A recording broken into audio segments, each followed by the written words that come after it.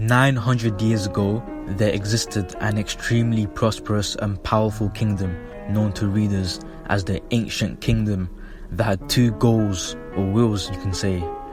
They wanted to unite all of the different races of the world and ensure absolute freedom worldwide. This was the will of D. At the same time, there were 20 kings who vehemently opposed this goal. They wanted to enslave the fishmen, the dwarves, the giants and the other races, as well as gain control over the entire world. Skip 100 years and the Ancient Kingdom has been wiped out, while the 20 kings have formed the world government, themselves becoming world nobles who let puppets rule the world for them whilst they enjoy the luxuries of their special status, including the right to enslave anybody they want and kill whoever they wish. What happened during these 100 years? Nobody knows, and so this period is known as the Void Century, though we speculate the worst of the worst happened, including genocide.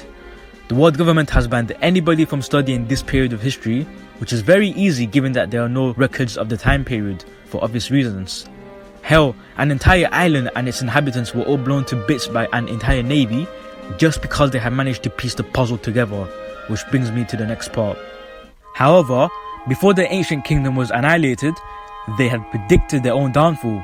Thus they created 30 cubic monolithic indestructible stones called poneglyphs, which had inscriptions explaining in their ancient language what occurred during the Void Century, as well as the locations of 3 super weapons, and hid them around the world, hoping that one day someone would be able to read the extinct language, piece the puzzle together and discover the truth of this world, and overthrow the world government in order to bring about freedom and equality once and for all.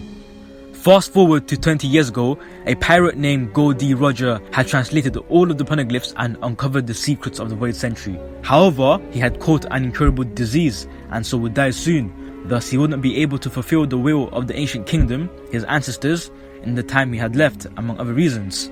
Purposefully turning himself into the Marines, he proclaimed to the crowd right before he was executed that there existed a great legendary treasure of his called One Piece located somewhere in the world, with the intention that it would spark millions of people into becoming pirates, and with the hope that one of them would find the ruins of the Ancient Kingdom, Raftel, and do what he was unable to. Use the knowledge of the Void Century to expose the world government to the oblivious public, overthrow these oppressive rulers, and unite the world together regardless of race. In the present day, we follow the adventures of Monkey D. Luffy, who is trying to find the One Piece. Little does he know that it's not really a treasure, that he's tied to it by fate, and that when he finds it, his life will be turned upside down. If you enjoyed this video, please leave a like, share, comment and subscribe.